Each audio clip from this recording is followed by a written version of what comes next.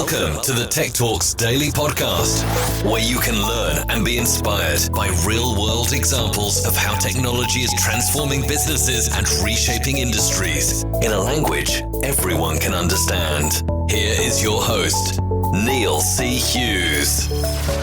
Welcome back to the Tech Talks Daily Podcast, and today I want to explore the world of electronic vehicles. Because everything about them makes sense, especially from an environmentally point of view. But how are we going to get past the adoption problem? That is the big elephant in the room. Because reducing the cost of electronic vehicles while maintaining performance and drivability, that seems to be the greatest hurdle to scalability and mass adoption. But currently, lower cost vehicles often come with limited performance and even lower reliability in some cases. So there's an argument that they only serve a niche urban mobility market and just not suitable for mass adoption. And yes, current government incentives aimed at speeding up the adoption of electronic vehicles by subsidising the cost. They're a good idea, but ultimately unsustainable in the long term. So if we have a look under the hood, see what I did there, without a significant change to the efficiency of these components, electric vehicles will remain at either a too high price point or too low performance level. So there needs to be some kind of technical innovation that makes electronic vehicle technology at least equivalent to that 100-year-old traditional car. And that's not too much to ask, is it? But this podcast is about solutions, not problems. So buckle up and hold on tight so I can beam your ears all the way to Israel so we can speak with Moran Price, CEO and co-founder of IRP Systems, who's waiting to discuss how automakers can leverage new technology to change our industry paradigm. So a massive warm welcome to the show. Can you tell the listeners a little about who you are and what you do? Thank you very much. Pleasure to participate in your show. So my name is Moran Price. I'm the co-founder and CEO of IRP Systems, and we develop electric powertrain for a wide range of electric vehicles. And one of the reasons I'm excited to get you on the podcast today is there's a lot of talk about companies such as Tesla, where the share price is going through the roof. But let's be honest, not many people can afford vehicles like that. And IRP prides itself on making electric vehicles powerful and, most importantly, affordable too. But can you set the scene and tell me a little bit more about the company and what makes you different from all your competitors out there? So definitely we're very excited about this revolution of e-mobility and electrification. And as you said, there are great evolvments in the area of high-performing electric vehicles that are very, very expensive and at the high end of the market. On the other hand, we see some more cost-sensitive platforms, especially in the personal mobility area, where performance is quite limited, and also durability and quality and so on. We're targeting the mass market. We are building powertrains that would answer the needs of the average buyers and the average users that want to purchase a new car or a new urban mobility vehicle and would want it to be clean. So we're working very hard to build the right product that would meet those needs, that would meet the performance needs, but also would be affordable. One of the things that I've noticed over the years, it doesn't matter how powerful any new technology is or how any all-singing new shiny solution is, what will determine its success is ultimately adoption. And yes, electronic vehicles are getting a lot of attention right now. But can you tell me a little bit more about why you believe reducing the cost of electric vehicles while maintaining performance and drivability is the greatest hurdle to scalability and that mass adoption, which is essentially making it a success, isn't it? Yeah. So simply, when we shift from internal combustion vehicles to electric vehicles, we have an additional component that was not there before, and this is the battery pack. It's like driving with your fuel tank full all the time. This component is very expensive and is also quite bulky. It takes a lot of space and weight in the vehicle. And to be able to provide an affordable platform, we need to rethink how to reduce the cost of the overall system and especially of this component. So until we're not able to solve this equation, I think we will continue to see only either very high-end solutions or cost-sensitive solutions that are not meeting the minimal requirements of the average buyer that has been used to drive internal combustion vehicles. So in order for electric vehicles to become common and popular, we must be able to provide a wide common denominator of solution that is cost effective. And I think a lot has been said about range and range anxiety, but in my opinion, this may not be the current hurdle for mass adoption. Many people are driving short distances or driving short distances most of the time. And for those people, they want an affordable platform. They don't want to pay a double price for the same performance. And what we're also seeing, of course, all over the world is government incentives that are actually aimed at helping speed up the adoption of electric vehicles. But I'm curious, from someone right in the heart of this industry, how much of a difference are you seeing that make? I think it is very important at this stage of the revolution to get government support because it forces the industry, especially the traditional automotive industry, to shift. Without those mega programs that we see now, both the penalty schemes in Europe and in Asia, and also the incentive programs, the traditional automotive industry would not have the incentive to go for those huge investments and tectonic shifts towards electric solutions. So I think at this point in time, it is crucial and it accelerates the shift. But for the longer time, for the mid and longer time, we will need this to run as a free market, and everyone would have to make money. So it's not enough to have a penalty or an incentive. The system has to be profitable and affordable. I think it's a great short-term solution. And looking to the long-term side of this, and I appreciate this is a big question, and possibly you won't be able to answer it all today, but I mean, how can automakers better leverage new technology to change this industry paradigm and ultimately transform electric vehicles from luxury status item to an upper middle class staple and bringing it into that mass market? Because that's something that you're aiming to do right now. Right. But how are you going to do that, do you think? I think that today there is already an understanding that no one can do everything related to this shift from internal combustion to electric platform by themselves. No matter how big a corporate you are, to be able to come up to the market with a competitive solution in time, you need to collaborate and to integrate new technologies. And the shift to electrification involves an integration and assimilation of many new technologies. It's a very significant change in the vehicle system architecture and platform architecture. It's not only replacing a certain component with another. It has a lot of implication on the entire platform.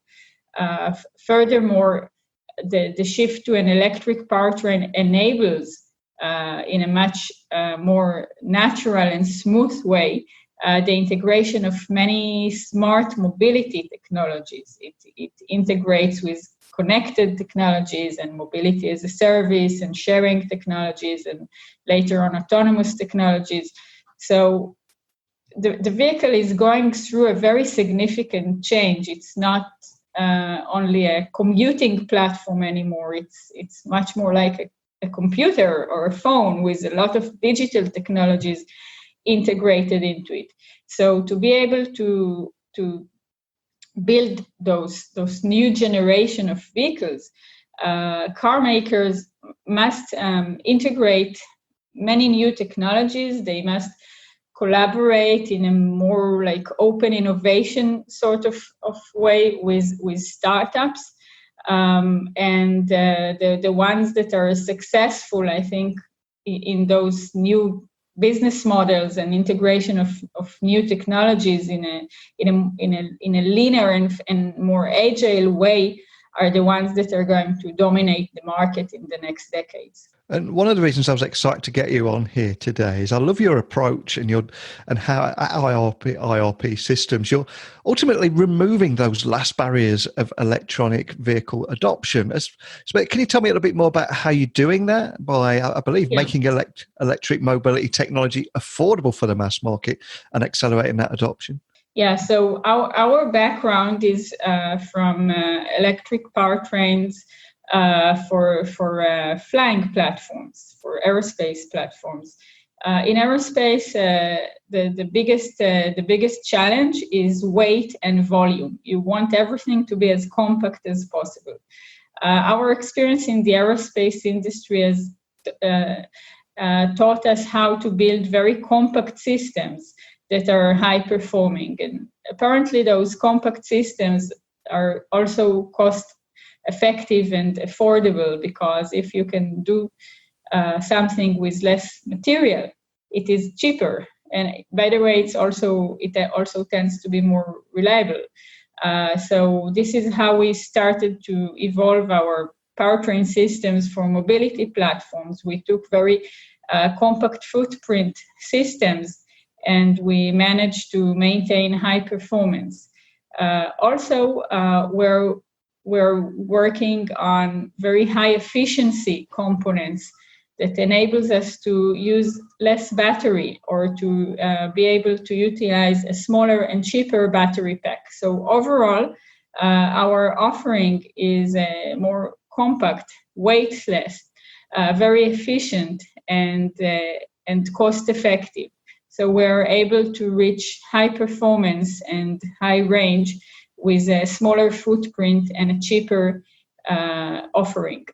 And this, we believe, would help platform integrators and vehicle makers to bring to the market solutions that are more cost sensitive, that are also more compact, that are trending towards the compact size of passenger vehicles and also of personal mobility platforms. I think if you have a very expensive and heavy sedan or luxury car, you have room for adding some high performance components. But if you're looking at a compact passenger car or a two-wheeler platform, you don't have this luxury, and you have to deal with a very limited space and budget. And this is what motivates us.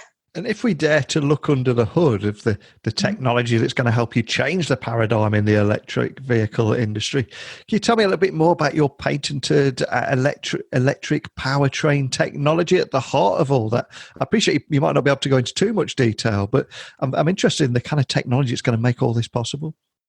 Yeah, so we're focusing on three main components: electric motors, electric motor controllers, which is the brain that controls the motors, and also battery management systems. We're developing systems that are holistically integrating the hardware and the software. Our systems are very interdisciplinary. We have mechanical designers, we have power electronic designers, we have electromagnetic designers and software designers working very tightly together to optimize our offering at an interdisciplinary way. The problems we're trying to solve are interdisciplinary. We believe that the optimal solution cannot come from pure software or pure hardware. They have to integrate very intimately together. And I think this is also one of our advantages over some of our competitors that may be excelling in one of those areas, but not many powertrain companies look at this holistic level of integration between the physical components and the hardware and the electric components to the software. And we will have people listening from all over the world, and some will be hearing about IRP systems for the very first time. So could you just also bring them up to speed with the TrueDrive portfolio of electric motors that you've got there? And what makes you most proud of that portfolio? Our biggest pride is in our ability to do this expansion or this shift from the aerospace industry into the new evolving mobility industry. We're also very proud to be part of this very rapidly growing ecosystem related to electric mobility. We're currently focusing on two main segments.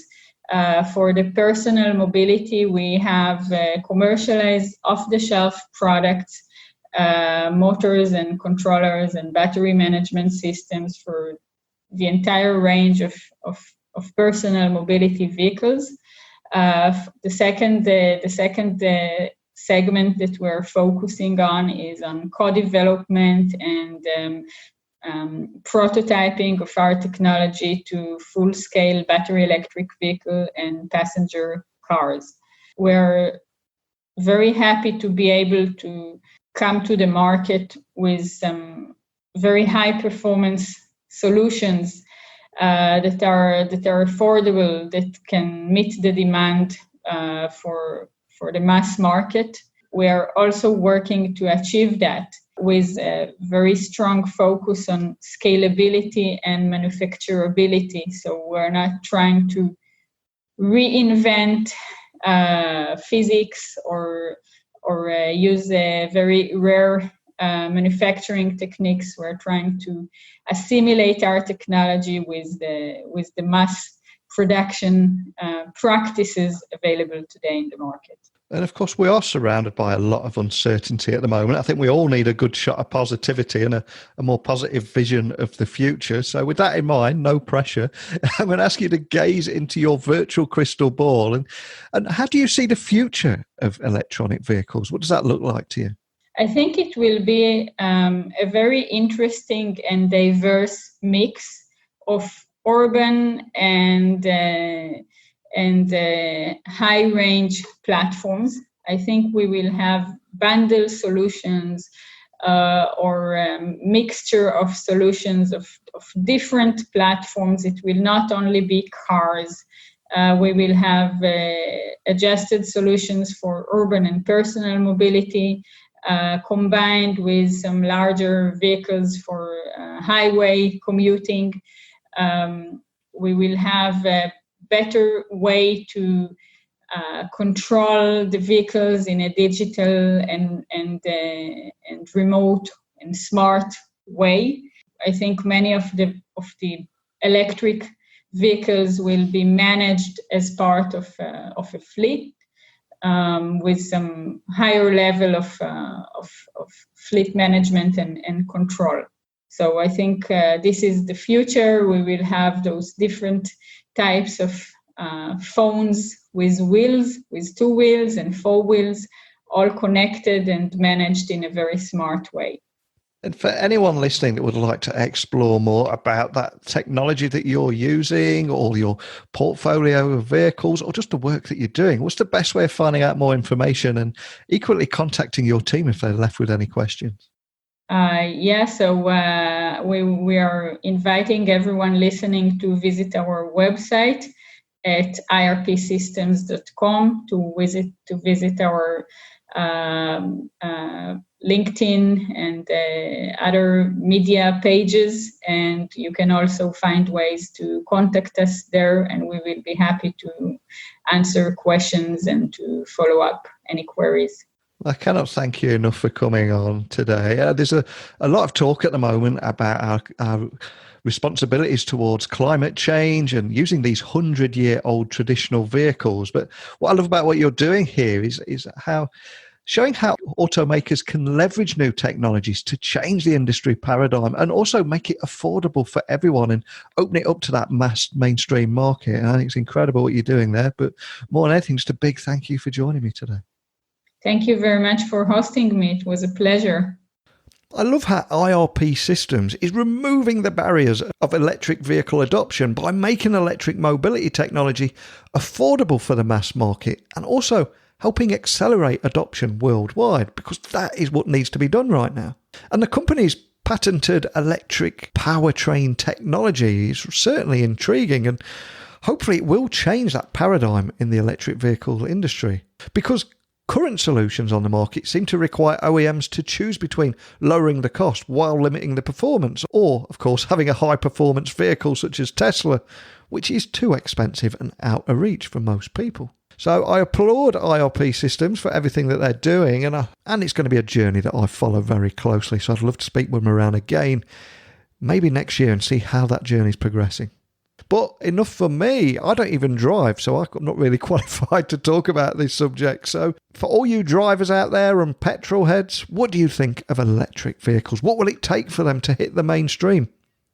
This is where I need your expertise and your insights. So please email me, techblogwriter@outlook.com, tweet me at Neil C. Hughes, or pop by my website, techblogwriter.co.uk, and you'll find over 1,300 episodes and also more details on how you can work with me.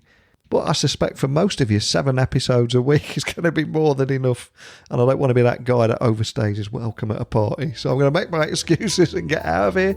But a big thank you for listening, and until next time, don't be a stranger.